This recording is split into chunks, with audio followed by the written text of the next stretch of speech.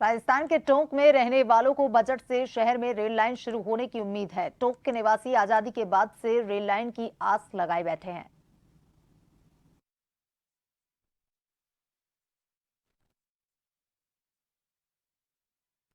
शहर में railway line आने की उम्मीद है। टोंक के निवासी आजादी के बाद से रेल लाइन की आस लगाए बैठे हैं। लोगों को उम्मीद है कि टोंक रेल परियोजना की उनकी मांग इस साल पूरी हो जाएगी। इसका असर शहर की अर्थव्यवस्था पर पड़ेगा।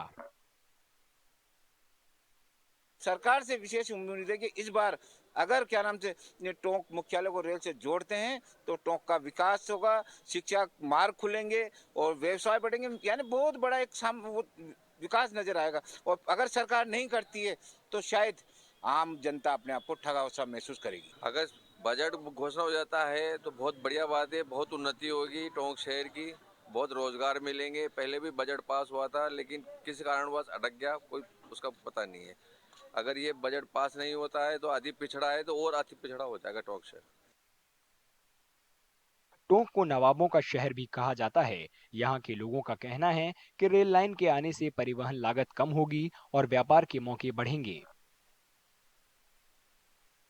परेशानियां तो ये हैं कि यहाँ पर कोई रोजगार नहीं है, युवाओं के लिए कोई आयाम नहीं है, किसानों के लिए जो है मतलब आप ये देखिए कि रेल का होना यानी कि जो है मतलब कम से कम अगर रेल होती है तो किसानों को, युवाओं को और जो तबके के लोग हैं उनको रोजगार मिलेंगे, उनको कई रोजगार स्थापित होंगे। यहाँ बड़ी बड़ी जो फैक्ट्रियां हैं वो सिर्फ इसलिए नहीं आ रही है क्योंकि माल ढोना बहुत भारी पड़ता है।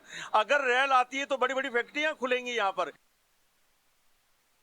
कुछ लोग टोंक रेल परियोजना शुरू करने में नाकाम रहने वाली पिछली सरकारों से निराश थे। दूसरी ओर कुछ लोगों को राजस्थान की मौजूदा डबल इंजन की सरकार से काफी उम्मीदें हैं। पिछले 25 साल से, और 25 साल से क्या मैं ये कहूँगा कि आज़ादी के बाद से ही टोंक के लोगों को रेल की उम्मीद बंधी हुई है और यहाँ पर जो भी सांसद आते हैं वो हमेशा इसी बात पर चुनाव जीत करके जाते हैं कि हम रेल लाएंगे, लेकिन ये वादा एक झुनझुना साबित हो रहा है सिर्फ चुनाव जीतने का। केंद्रीय वित्त मंत्री निर्मला सीतारमण 1 फरवरी को इस साल का अंतरिम बजट पेश करेंगी।